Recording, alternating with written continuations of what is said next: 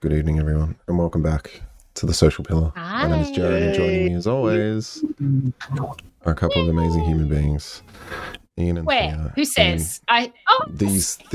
They're right here, left and right of me, and ever present with their wonderful, charismatic personalities. Ian, who are you? What do you do? And welcome back to season 4. Good to see you. I know, season 4. This is our 31st episode this year. This is awesome. I'm Ian Zammit from Roleplay Experience. Just loving DMing, role-playing games, games mastering, you name it, and just delighted to be here. And joining me is our other fellow host here, Thea. It's me. Hello, it's me. I am OMGM, sometimes called Thea. It's always lovely to catch up with these two beautiful. I also have to check people. Not that the pause was not for the beautiful people and uncertainty about either the beauty or the peoplehood. Sure. It was trying to figure out what side the wonderful people were on.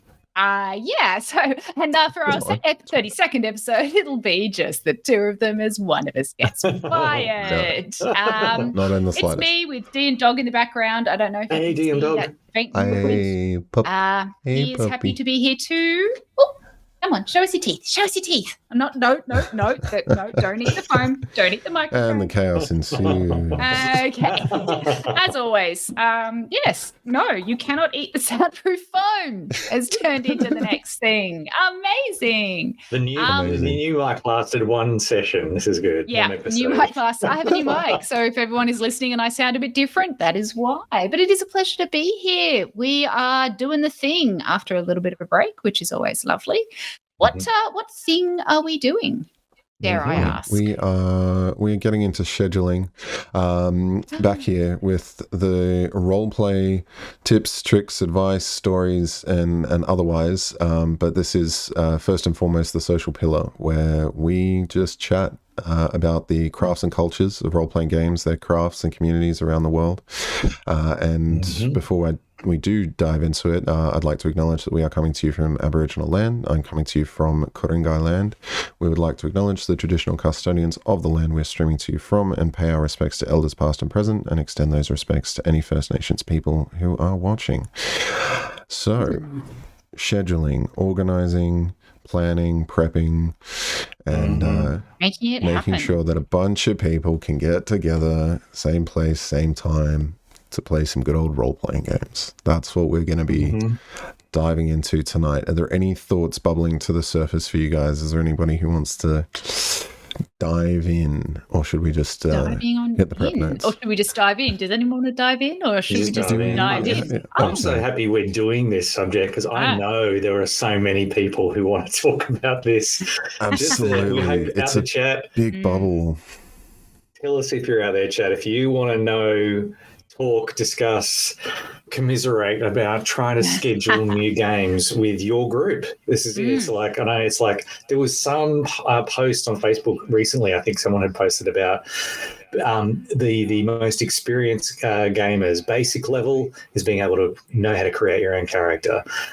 Intermediate level is when you actually organize being a DM. And advanced level is organizing the next game with your group. So it's like, I completely agree. It's a tough one. 100%, it is. 100%. And speaking of scheduling, if anyone has missed this and is watching this either as a VOD on Twitch or YouTube, put a comment down below, and when we have time and can get to it, we will.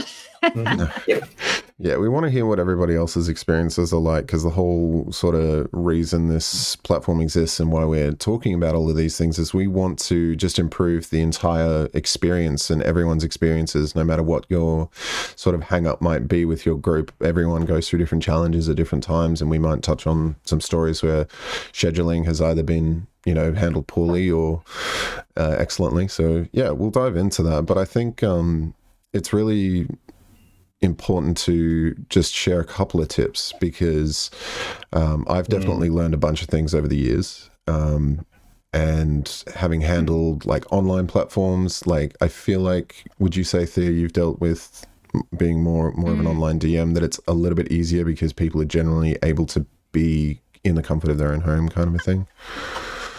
wish it was, but no. One of the you would think Shut so, down. wouldn't That's you?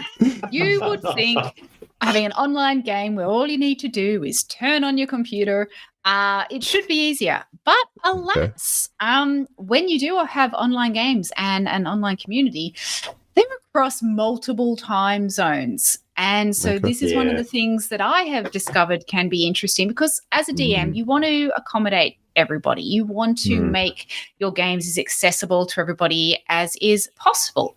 However, when you have somebody on the East Coast of America, West Coast of America, Jersey Island in the UK, across Australia, Singapore, I nearly said San Diego, but no, the other place that is not San Diego but is actually a country, Diego Garcia. When you have players spread out like that, I'm not very good at learning all of the time zones either. No. And yes, I know there is lots of websites that I could put in the time and would show me. I do that regularly. But we're there. But yes, so while you might think it should be easier online because you put up a time and people play, initially it works. But once you have a community, I think it's a lot harder. It's just the same. And just a big hello to Coastal Conclave. Hello. First time, always a pleasure. To you. Thank you. I was actually just yeah, thank you. We I was actually just thanking you. I was stalking you. I'm watching through your windows. We don't talk about that on stream, guys. Yeah. All right. I just love our community. That's all. Disclaimer: she's not. But yeah, tell me about this. So tell me about in person. That's where you think it would be harder to schedule, is getting real humans in one spot. I did just want to touch on, because I've done multiple time zones online as well. I found a Discord bot that just it schedules stuff so that everyone gets the reminder at the same time, and it just works. So I set it for me in my time zone, and then it just goes bing at that time for me, and everyone gets a reminder. So that's your first tip of the evening. That's that Discord bot is actually great. We use it for rap battle servers, a rap battle server that I'm in, battle rap server. Whatever, I can use words, as you can tell. But it puts everything into our local time zones. And yet we still have people asking questions. Oh, so it says like 6 o'clock. Is that my time? That's going to be. It does need to be established. Yeah. Yeah, but I think this is good. We're talking tools to start with, because I mean, it's funny you said about online. I think there's something. I'm mainly in person from what the games that I organise, and I remember, of course, during COVID, fully online at that point. That I did have some regular ones, but it was interesting because I wonder if, because it's online, people don't have to prepare as much to come on, so it's like it's a bit easier. So it's also easier to forget. I think that might be part of it. So it's like alarms, 100%. I think, are a fantastic thing, just to be able to remind people, that's right, we've got a game coming up, sort of thing. So what other online tools do you guys use to try and organize your groups? I mean, there's definitely websites like When to Meet and Doodle. There's definitely ways that you can kind of But the problem is everybody, it's a website, I didn't name it. It serves the same function as When to Meet. You're here to tell people tips and tricks and talk like a child. I'm laying down the You're trying so hard, and I appreciate you. The rock solid foundation. Online tools, so, things like Doodle and different calendars. The problem is everybody needs to contribute to it. Like, everyone needs to participate in that. So if you can't get people to put their own reminder in their own calendar when it's all being discussed either at the end of a session, like have these habits and rituals of making sure everyone agrees about the next session, check in, just regularly do it. Again, I feel like a lot of the things that we discuss fall on DM responsibility. Don't let that be the case. I know for a lot of groups that I've ran over the years, there's one person who's on the ball, checking in with everyone, making sure that everyone's aware. It's great. And I appreciate that. It wasn't invasive. Be that player. It's great. But also just having regular session times, keep it easy. Yes. Well, just on that with the person thing, go for it there. Oh, no, I'm just actually saying I've just got to vanish because D and Dog is doing something, and I'll be back. Never mind. We'll be here. Don't talk about me unless it's pleasant. You'll hear us anyway. You can hear us. I was going to say that that person it's great when it's not the DM. And actually, that's a tip. I would actually see if there is somebody who's not the DM takes on that role is a wonderful thing, because it just is about organising people. It's kind of almost like a den mother, if you want to call it in that sense. Yeah, but it's 100%. Whoever's keen to say, I'm keen to get everyone together. It's a really great role to take on, to just say, hey guys, when is the next one? Let's check dates, and just reminding people. And it does make it a lot easier, because the DM, Games Master, has a lot on their plate anyway. Exactly. Yeah, it's a wonderful. It takes the collaboration and the cooperation beyond the table. It definitely feeds into a theme that we've definitely touched on and will be a recurring one, which is delegation, like intentionally. Again, it's taking the same idea of having someone keep track of, say, notes or track of initiative, rolling for the monsters. You could have an entire party doing various DM or game master responsibilities and tasks, and really free yourself up. Everyone has to be on board with such a thing, etc. But the same thing goes for beyond the table. Like if I know that my long-running Curse of Strahd game, we agreed same night, same place, communal place at a game store. Routine. But we always had to order food, and we would figure that out. We had a routine. We'd communicate about it. One guy worked at a pizza store. It was pretty obvious what we ate most nights. Great, obviously a great gaming choice. My Curse of Strahd book is severely soaked in pizza grease, which is just perfect. It's which is showing the love. Held together you with can duct tape. physically see the love. Yeah, it's the memory. It's my first 5th edition module that I bought. So, yeah. One of the things that sort of struck me when you were talking about, apportioning responsibilities amongst the players is I feel like long way back in 1st edition, when the player's handbook actually said somebody has to be the note taker, somebody has to be the map maker. Remember that one when people had to make the map? That was like a standard. Someone was a map maker. Exactly. And old school. Really? Surprise. I would have been. If I was ever a player, my surprise overwhelms me. For anyone that doesn't know, the wonderful Ian is also our note taker and keeps us all on track. And map enthusiast. Yeah, and actually everything, Very much a cartophile. Ian is everything. Yes, cartophile. Ian is everything to us. No. But this is what I'm thinking, is back in the day when, somebody had that role and it was specified, I actually think it was easier for players to take on different bits of responsibility. Whereas now I think with 5th edition, which as far as I'm aware, it doesn't actually say somebody should do this, somebody should do that. Now, it will be fair, it's been a long time since I've read the first part of the player's handbook. All the DMs. And I'm sure I've read the DM's guide sometime. It's been a while. But maybe. You're right. It's an assumption. It's less explicit. I think it's interesting because it was such an 5th edition, of course, being golden age of Dungeons and Dragons, like also Renaissance, really was wonderful. That Renaissance. Yeah, because it's like a new life to it. But it was really getting people into the basics of the creative side of it and the social side of it from the basics kind of level. But interestingly, it was so practical back in the 1st edition about, look, these are the things you'll need to do, because that's what they were doing, and realized this is valuable. And I feel like some of that's been lost along the way. And I really think you're right. I think that's actually down the line. I think a part of scheduling and organisation is something to talk about, is roles. What are these different roles, and actually talking about each one of them could be topics, which is a really useful thing. But for today, schedule, done. But in terms of this, you mentioned Doodle. I've used that before as well. Try not to laugh there. Doodle is. Well, it wasn't until you said. Don't think about the elephant. Okay. But I've used that before. Very handy. What is it? What is Doodle? I've not used it. Is it like a calendar tool? Online. It's a browser-based. It's a collaborative calendar thing. Yeah, it's just a thing where you just put your availability in and everyone can see it. And it's so simple. Like, it's like a shared little, it's like the video chat we use now. It's just a quick, easy thing. really good because if you've got, like, you can put in, here's a bunch of dates. These are the ones that we're going to choose from. Let us know which ones you can do. Every person who signed up to it can click on whichever ones they can do. And very quickly you'll see the ones which are the ones that, that's the only dates that we've got. We book it that way. So good. Highly recommended. I've used it for both work and for offline work.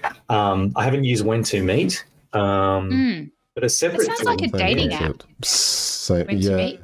No, when to meet. When. It's all about getting together at the same time. It's funny, something very simple for anyone who wants to, because I think for both of those you might have to have a registration or something. It might be, I think it's free, but that's fine. The simplest thing I've been using lately for some groups is on Facebook Messenger. If you're on that and just do a poll. And you do a poll of the different kind of dates or times or whatever. And then just, very quickly which dates people can do. So that makes it easy. Yeah. I think one of the things that is interesting, because as you say, there's lots and lots of tools out there, is sometimes it's actually hard for people to think ahead for too far. So what do you guys find is like a period that you can get people to start planning for? Like for me, I know, and it varies, but some people were like, I don't know my work schedule more than a week or two out.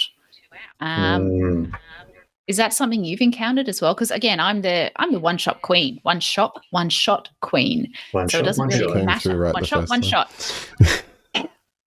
It was fun. But yes, so I admit I set the tone for this. So it's all fair in one shot. There's always contention with work-life balance.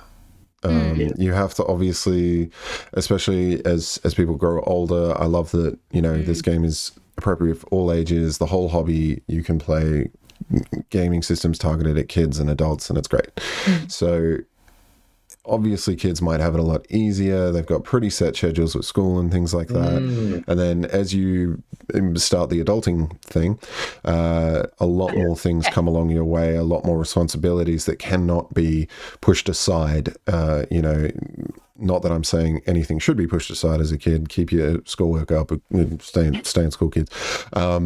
But also, I know people who have changed. I know people who have changed jobs to do more D&D. My current job, I lost a bunch of D&D. It was my transition from full-time professional GMing to like a corporate, weekday job, which is fine. I love my job, but it meant I had to cut back on a bunch of games. And then I found the pattern and routine and lifestyle that works for me. And I currently have one regular game, one client still, and that's all I do. And then I have all this time for friends and family, etc. So I just need to say, focus on that first and foremost. Like, we love this hobby and we're passionate, but just keep the balance in mind and check in with your group, like if things are working still.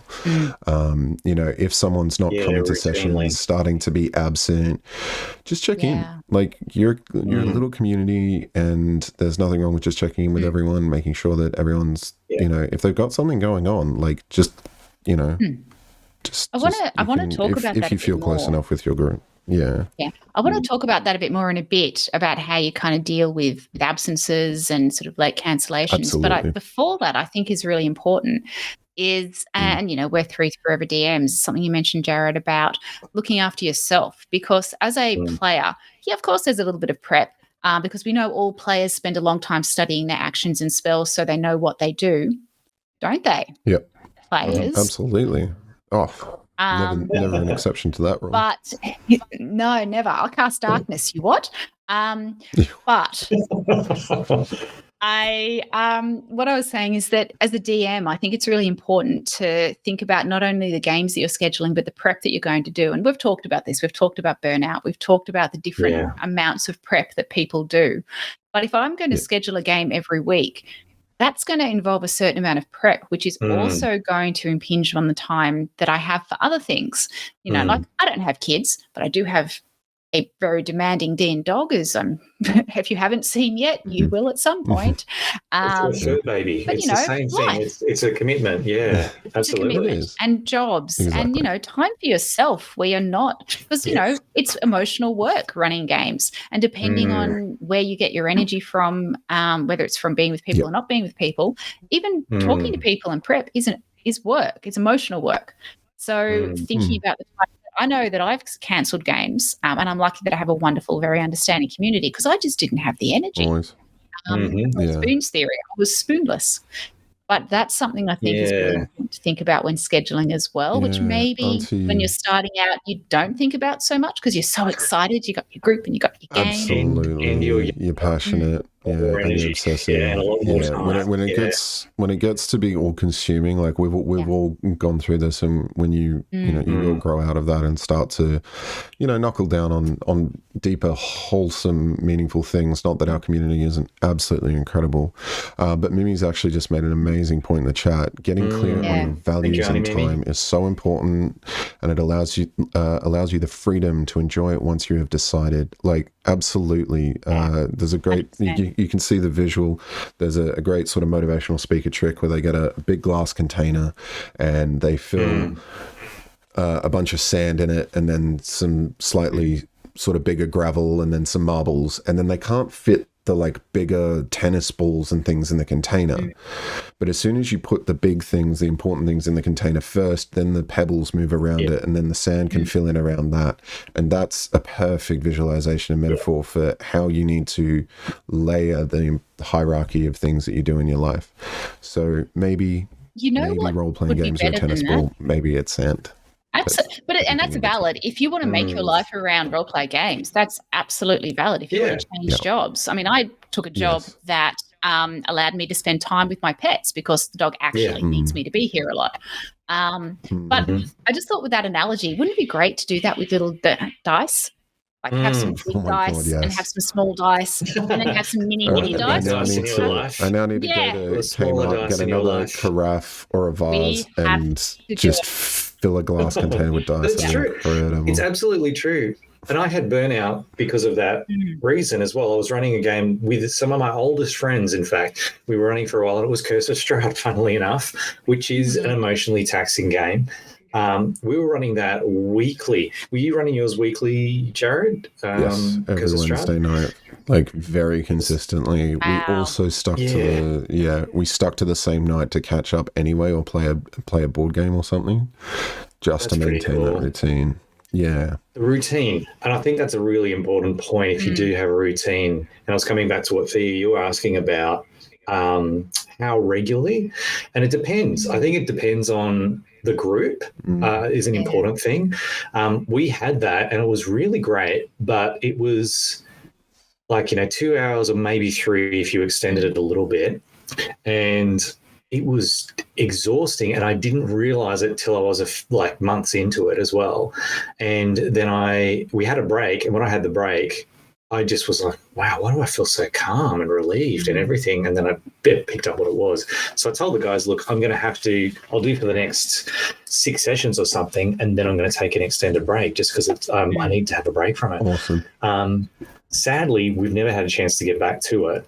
And I'd love to, but it's also things in life changed. Job changed around the same time. Commitments change around the same time. I really agree. The whole adulting thing as you get older as well, and you have those commitments around you. I think like what you were saying, Jared, the best thing to do is to continue regularly talking with each other in your group to say, look, this is where I'm at. How are you guys? How's it working? Things have changed for you. Are you available? And if not, then it's like maybe we need to change our routine. Maybe it can't be weekly anymore, which sucks, but it's reality. We've got other commitments around. Yeah. Yeah. And I think that's a challenge to let go. Yeah.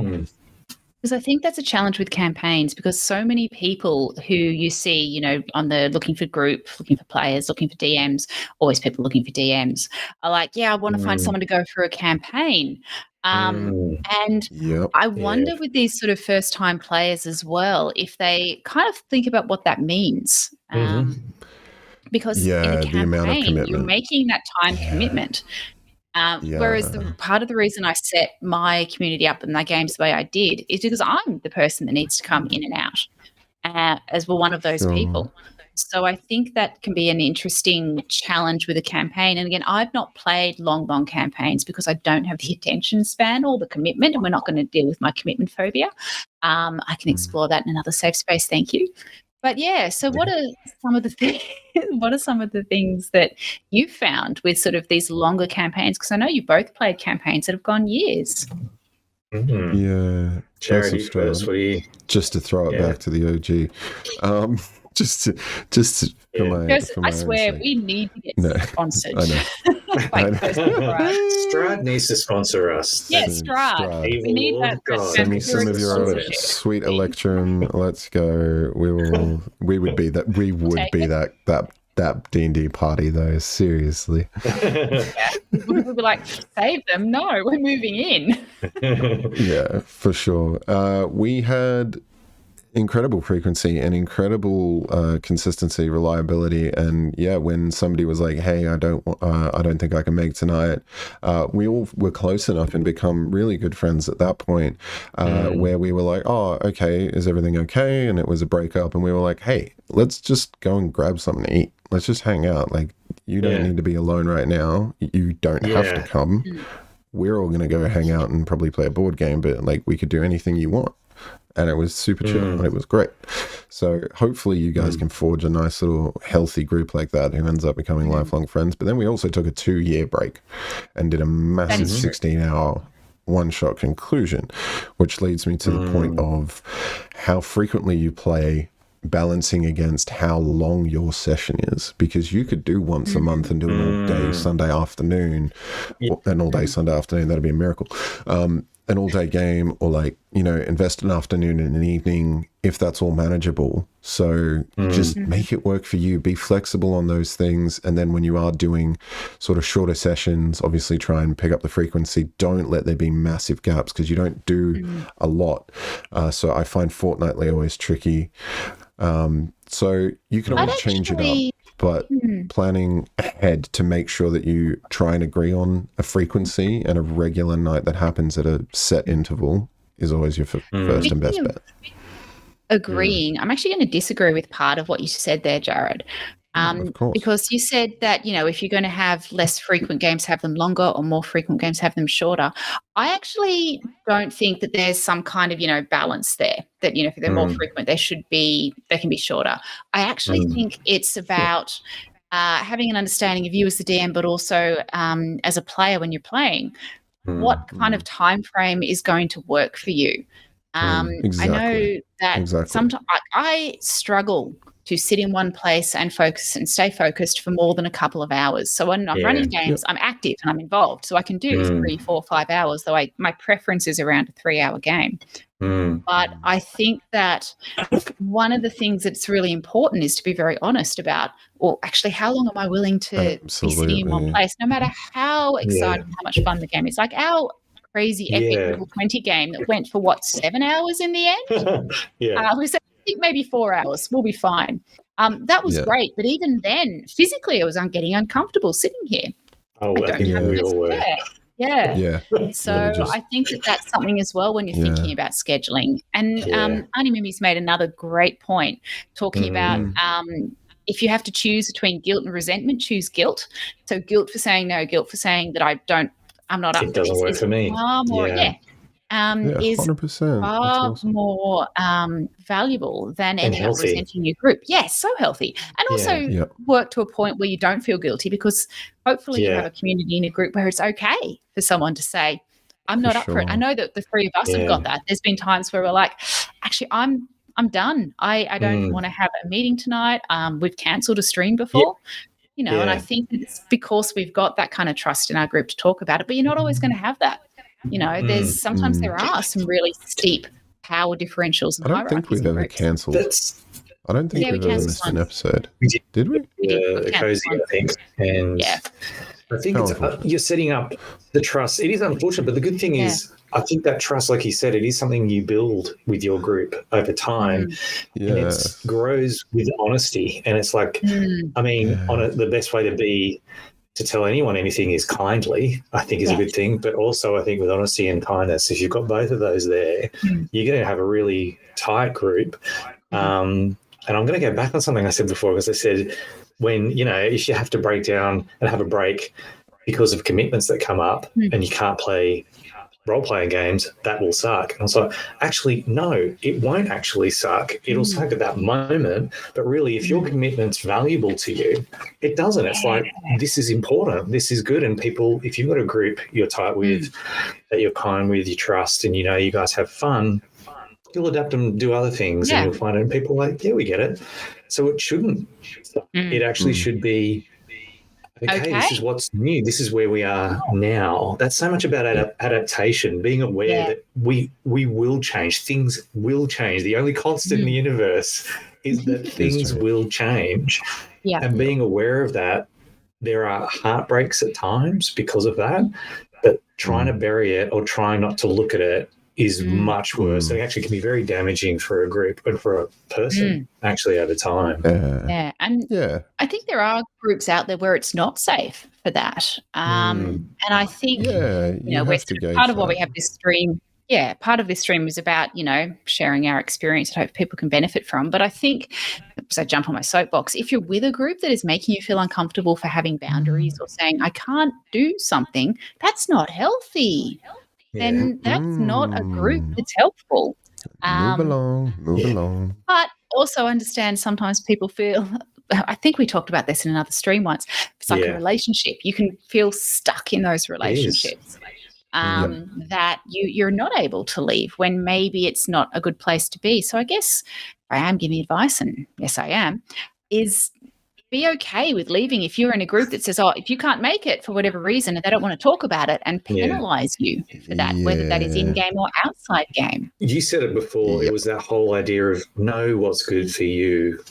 Remember to keep doing that. If you have lots of people around you when you're telling them, look, I don't feel I can commit to this as well, and then they're shooting you down for that. That's not great. I mean, it's like if you've got people around you like, hey, that's cool, take a break. What's happening? And it's like you want people who are in your corner. I think that's an important thing, and particularly because they all want the same thing when it happens for them too. Yeah, absolutely. What goes around comes around. Absolutely. Yeah. You can curate your own experiences. Yeah. Let's talk about that. What do you guys do when someone can't make it? It's a good point. I'm actually in a situation at the moment with one of my monthly groups. I'm on a break at the moment as well. I am on our break. So, but we I said as well, because of so many things in work and everything, and it also gave a chance for the other players in the group to have a game, to run games, to just have board game days, which is great. But one thing's come up with commitment, and one of the teams got a job that's making it difficult to be involved on weekends, and of course that's when most people are available, which is really tough. I have sometimes difficulty on weekends because I'm in performing arts, and so that means in entertainment. Most of that's on weekends or evenings. And so we're at that point now where we're going to discuss and work out, okay, what's best? Sundays seem to be out, so it's probably going to have to be Saturdays. So we meet probably once a month at the moment, and try to keep that routine up, which is, I think, a good thing. And Tia, you were asking about how far ahead, because we've been meeting once a month, and like you were saying, Jared, is like having a routine that you try to keep to. I think it's important to try to keep to it. Just say, and if you try and then suddenly you start finding lots of people aren't committing, that's definitely a time to say, guys, I don't know if it's working anymore, and that's okay. Maybe we need to relook at how we do this, and 100%. talk about it as well. So, that thing about commitment, it's a tough one, but I'm so glad we're talking about it and seeing what's possible so that we can make it work, because he's keen to play. So, That actually rings a bell. So I run games for my local library, and one of the things that we do is once a month we run a online game on a Thursday night. Anybody who's watching live might notice this is also a Thursday night. So I'm actually in the process now talking to the guys at the library and sort of trying to figure out how we balance Now there's options, we could push this stream later or we could move the night of the game. But yeah, that's something that has come up for me as a DM. And it's hard because I feel committed to both of these things. I really like the people at the library. I really like you guys. And there is that kind of almost unconscious sense, well, I don't want to let anybody down. But yet you still feel like you are, even though you're just expressing healthy needs. So I 100% get that can be really difficult to do. And that's something I'm kind of working through. Don't know if that's because I'm a people pleaser. I think because you raised it, but with us and with the library, I've had similar situations. In fact, I've talked to you guys about things that are coming up for work. So I'm going to be missing from some of the episodes in the next few weeks, which I'm like, but I'll get to watch you guys, so that's cool. But it's that whole thing of weighing up like the commitment for work that I have a full-time job. That's the thing. When it comes to events that come up, I may not know until a month out sometimes. And then it's just like, that takes priority. It's what I have to do. And with understanding groups, when you raise it, I still had nerves saying to you guys, because I don't want to let you down. And it's the same as for any group. I've got another group that I'm running for. Exactly the same thing happened. This is the awesome group of 10-year-old girls that I'm running a group for at the moment. It's madness, but it was that's fantastic. It's so good, but nuts. Yeah. But there's 2 dates in the next few weeks that one at a time it happened. I said, look, I'm really sorry this has come up. And the mum who's organising, she went, we'll make it work. And it's like, it's a good group, great group. And they'll find other ways around that. I think setting up that expectation that you guys are going to be truthful, kind, and take care of yourselves again is so important. So that you have that, even when you get the butterflies, because you don't want to let people down. Love what Auntie Mimi said. Guilt over, what was that? Resentment. Resentment can be very toxic. And people who don't talk about things and don't deal with it festers. It can make it. That's what I'm doing at work this week. We're all just having a powwow because things are slipping and sliding around, and things aren't just happening the way they should be. So it's just like, okay, instead of us just grumbling and kind of whinging about it, like just get it out in the open. Just communicate about it. Full transparency ahead of the fact. Like bring this sort of stuff up at session 0. Like, and I'm sure anytime you're thinking about committing to a new campaign, a new group, a new etc., you say, okay, that's exactly what happened when we started this. Yes, for the most part, this night works. We all agreed. Wonderful. And Thursday nights have been wonderful, but we all allow for life to come and cross over into for life to influence into the circle of our life, and things push and move and expand and shrink, and it's all just fluid and flexible. So if you can just be transparent with everyone, communicating. But what does happen when somebody can't make it? Obviously, if the DM can't show up, that's a bit of a hang up for the current campaign. So, you can always just, if one person can't make it, like you can keep going ahead, maybe just sort of suspend disbelief for a minute. But there's lots of other ways that you can handle things. Like I've said, you can not play and just still catch up. So. So apart from, sort of turning it into a board game evening, what kind of things have you done, Jared, when you've had players who haven't been able to come? Running a one-shot's always Give fun. us the specifics, but no names. So from experience, definitely doing one-shots was my Curse of Strahd group's default. We would always do that.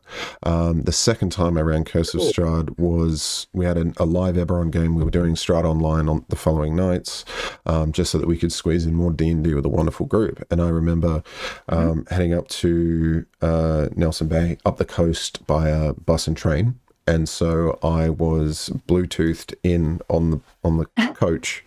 That's all. As a DM. Running the campaign on Discord on my phone.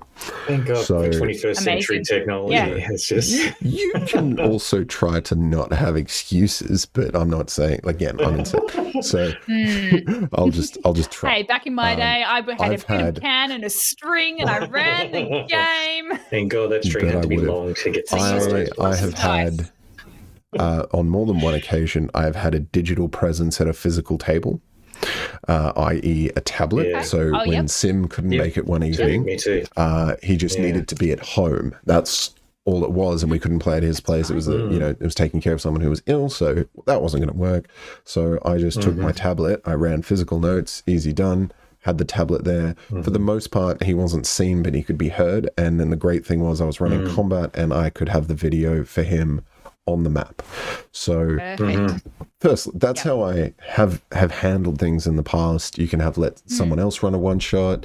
You could even be running a parallel side campaign. Just be careful, because I've heard horror stories where that has then become the main campaign, and if that's what the group wants and nobody's hurt by it, and it's all, again, if the the initiating DM who maybe formed the group doesn't get in, have a problem with it.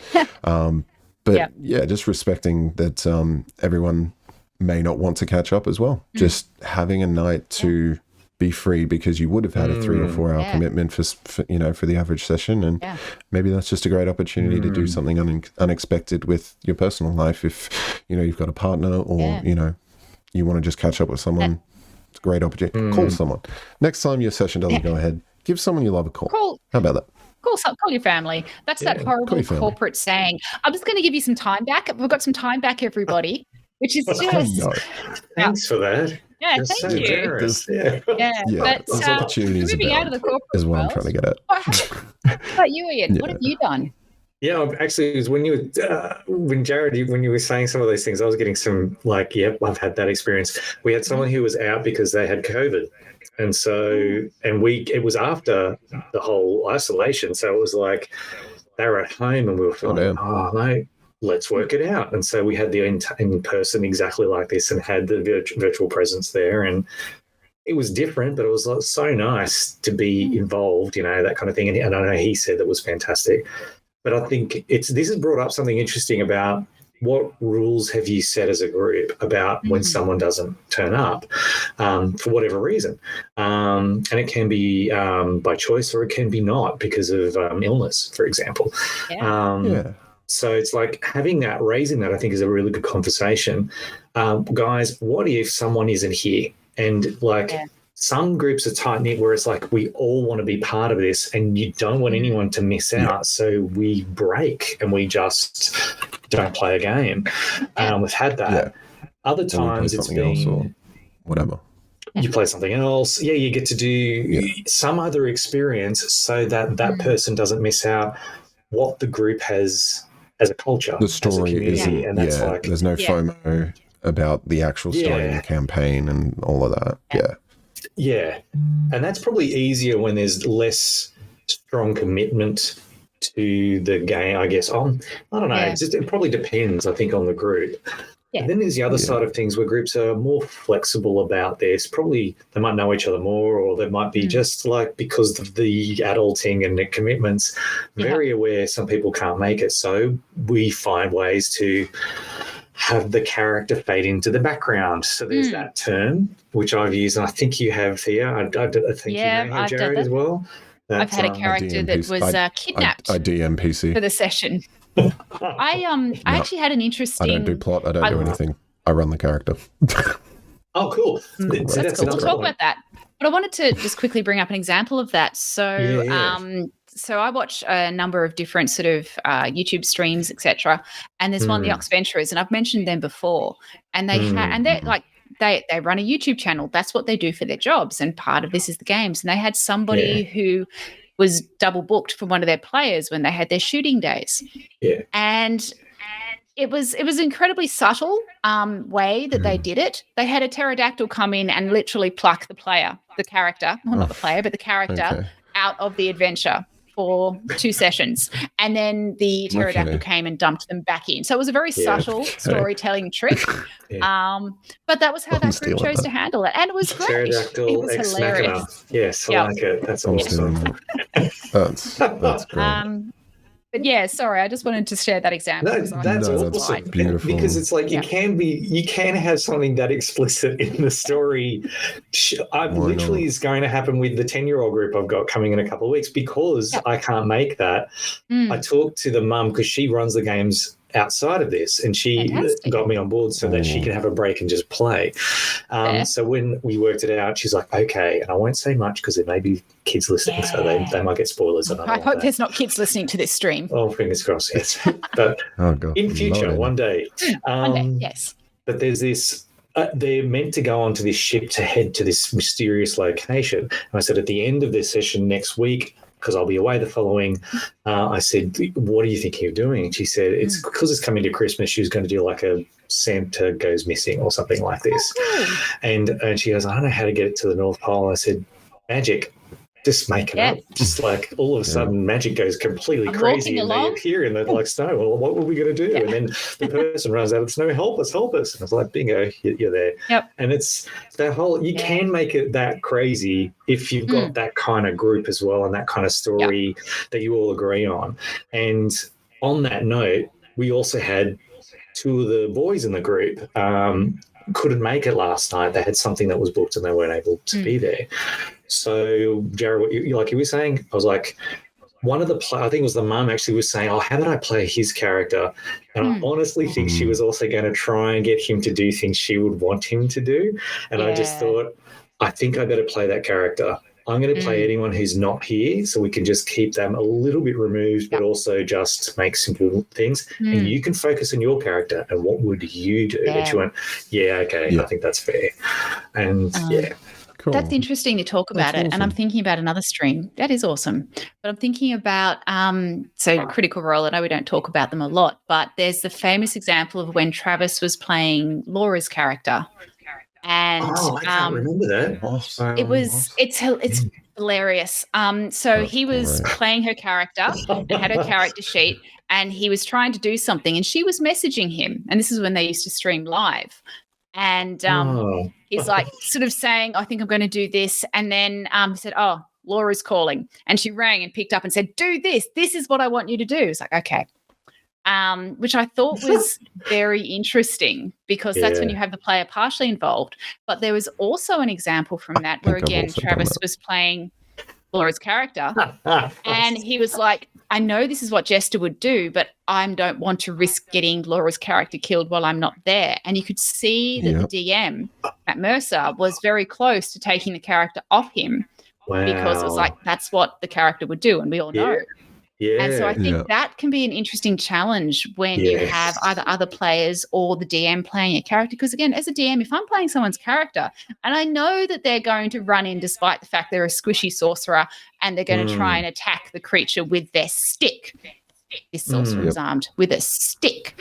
But that's what they would do. You don't want to get the character killed either. So I think it can be an interesting dilemma sometimes, and you may not think about that when you're talking about in your session 0 going, hey, let's the DM will play the character. What happens if the DM kills that charter?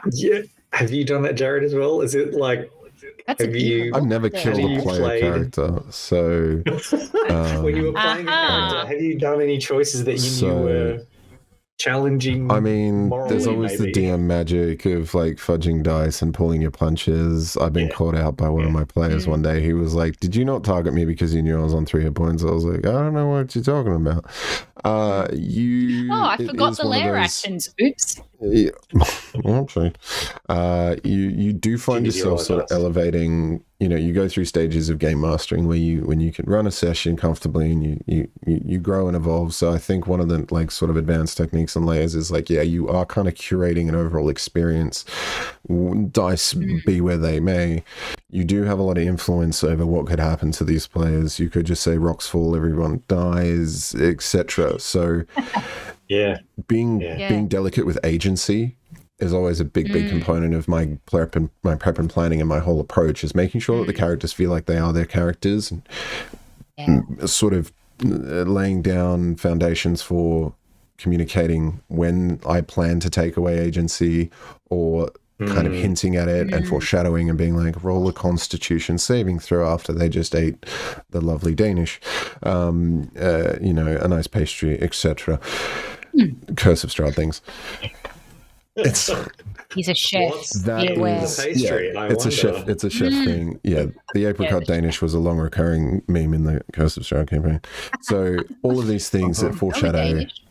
you know, what your intent is as well as the DM. So if you're taking the entire agency of that character, you do have a responsibility to be cooperative, collaborative, and cautious, because again, you don't want to just be throwing them frontline, doing reckless things, also like wasting spell slots. I was conscious of a player in my Baldur's 3 online game. One of the players couldn't make it the other day, so I played their character, and I'm like, I'm not just going to burn through their spell slots. I'm not just going to use all of their magic arrows. That's just not a nice thing to do, even though I know that player loves to just do all of that. It's disrespect. I think that's interesting because it sort of brings up the issue of if you are playing someone else's character, whether it's I'm getting a buzz going on. Horrendous, unfortunately. Is it? Yeah. Let me just check if it's coming through. Yeah, it's buzzing. I'm just going to check if it's coming through on stream. 1 second. Yeah. Can anyone on stream tell us if I'm buzzing like a bee? Yes, which would be very cool for a one shot. Okay. Yes. All right. Thea, do you want to just rejoin us real quick, see if that fixes it? And Sonny, I swear it's not just because you rejoined us and asked about scheduling. And welcome in. I will be back in a second. No worries. I'm going to rejoin. And I'll just, we'll see you soon, Thea. We'll see you soon. Hey, Sonny, yes, welcome. Thea will be back soon. Tell us a bit about, if you have any scheduling specifics you want some help with, please chuck it into there. And hi. We talked a little bit about so far the about routine, what you set up with your group, about tools that you can use, and like online tools to help organize people. And thank you, Auntie Mimi. Yes, there was buzzing. Okay, cool. And just about some of our experiences of when people have had to leave for a session and what do we do in terms of that. And that's what kind of where we're up to at the moment. But definitely type in if you're specific. Do you want to respond to anything, Jared, in particular as well about what Thea was just talking about? Mainly about the running other players' characters. Like you said, you try not to get them to fade too much into the background, it sounds like. Is that right? No, you have to gauge it on a session-to-session basis. Absolutely, because right now, my current Spelljammer group, we've taken a long break. Someone was away for 2 weeks in Japan, funnily enough, and then they returned. Somebody wasn't sure that was the date. They mucked something up, apologized. So we were like, oh, that's fine. Whatever, we'll take one more. And then this week, we again didn't play because someone I've been introduced to has a new board game concept, and we tried that out, which was really, really fun. Cool. And again, that was just, we were thinking, okay, well, look, we'll just get back to the store. Thank God we didn't play. There was a massive one-piece trading card game tournament. It was so loud we wouldn't have enjoyed ourselves, but we could manage a board game. So that's what I've been experiencing recently with scheduling. Sim, who's been on the show, has also started a new job in the city. So getting to the beaches, he's now going to have to be half an hour late. Whereas normally he's on time when I'm there for when I prep and stuff. He's now going to be the last person to arrive. That pushes our start time half an hour. We play for like a good 2-3 hours anyway. It hasn't upset anything, but that was communicated openly, received well. So all the things we've just been speaking about are absolutely true to an experience I've had literally in the last month. So it is wonderful to see that I believe I've forged one of these really healthy, happy groups that are collaborative and cooperative when it comes to the organizing of these role-playing games. I do want to talk about, again, like absences, because it's always been like an odd thing that I think happens or has always sort of come up, which is there any in-game penalty? Like if your character's not there and not contributing, do they earn experience? Should they get a share of the loot, etc.? Like obviously there's missed opportunities if you're exploring like a mansion, for example, and you're not physically there to go and open the drawer that would be your little personal loot. Like if there's a couple of coins, these are all just experiences you're not having in game because you're not there. So you are missing out on story. You are missing out on opportunities to have fun and role play and gain things, whether that's lore or just engage with the other players as well, the other characters. Yeah, like yeah, that's the thing. Is obviously the first and foremost thing is you're not there. You are missing out on a session, which absolutely sucks. And then there is, should there be a penalty on top of that of, okay, maybe you don't gain as much XP. I know with my Spelljammer group, we did discuss like 3/4 XP. And everyone was fine with that.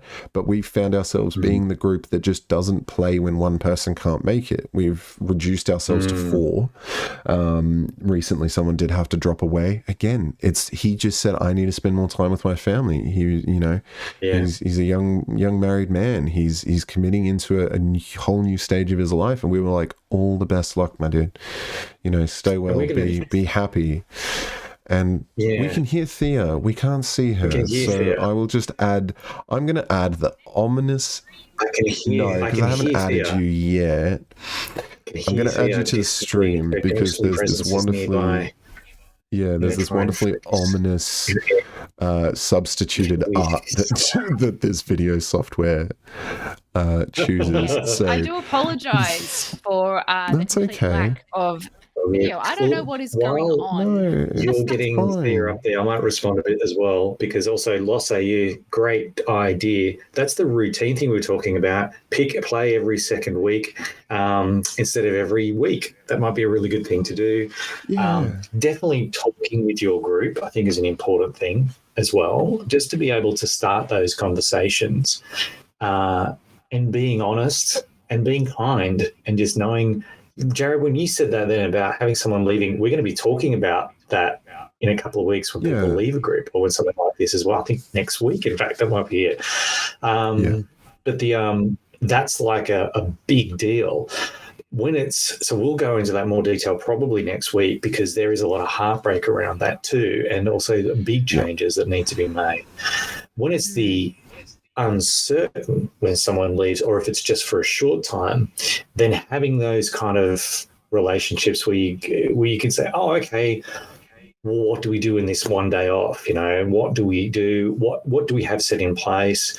And if you have the choice of being able to continue with the person fading into the background in some way, I think the choice of penalty is really a decision for the group.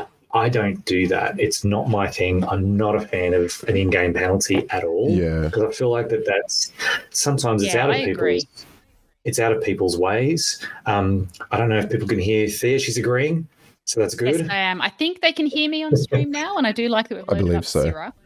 I believe so. My little avatar. Oh yes, you're awesome lizard person. Yeah, my lizard person. Excellent. But yeah, I do agree.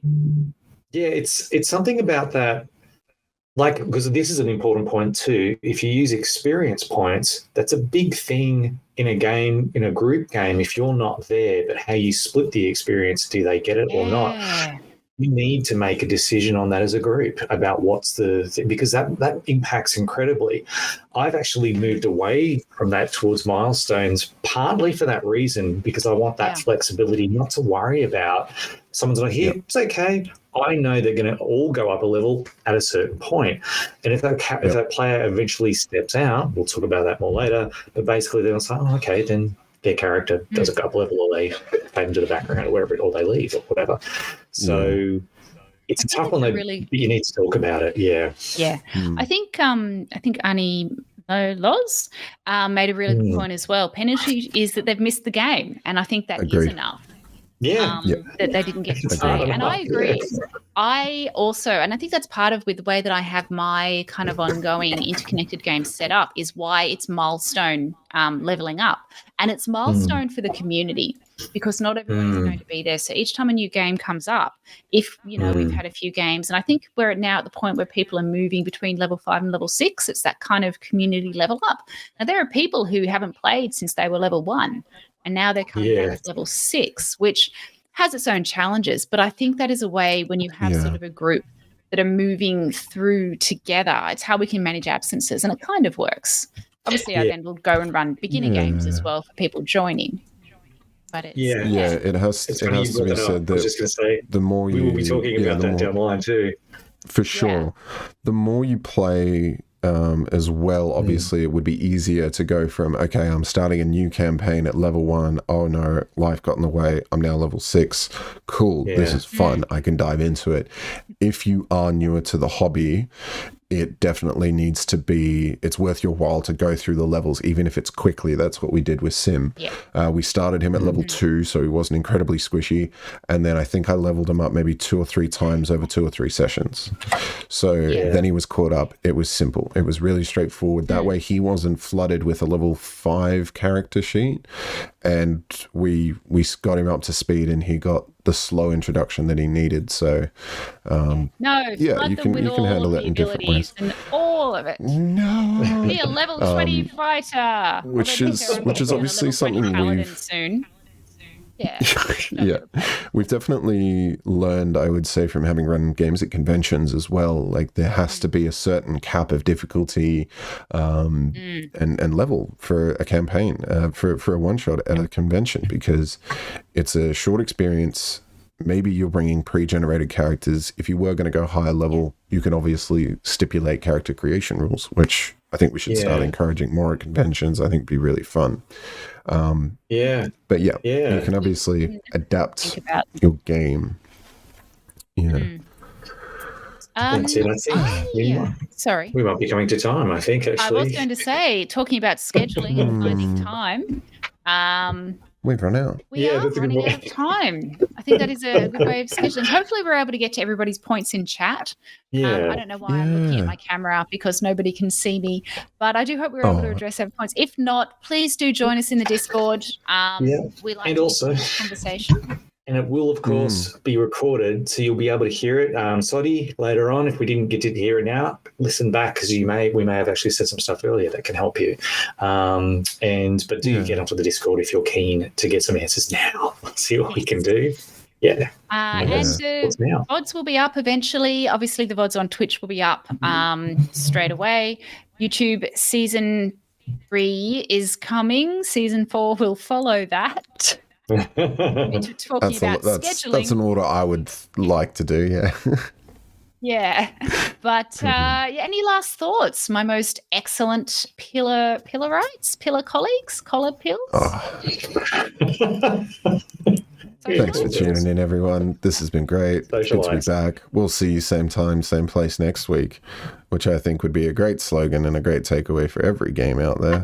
If only we could all manage. But if you haven't been able to tune in so far, rewind the video, check it all out, and please leave your comments and suggestions, and just tell us your experiences as well. The whole point of the show is to create a community that communicates around role-playing games. So tune in next week for more things adjacent to this, bringing people in. We've talked about next week. We thought about, Ian knows. Ian, in there as well. Next week, we're going to be talking, we're talking about how do you organize your group to meet. We're going to go back all the way to the beginning to how do you pull together your A team. So it's like pulling together the group that you want to play with regularly. How do you do it? How do you have a group that can gel? How do you set it up? What are the ways to go about? What's some of our experiences of how we've done this? And we'd love to hear from chat about how any of the experiences you've had about pulling a team together, what's worked, what hasn't worked, and what we've learned to help others do it.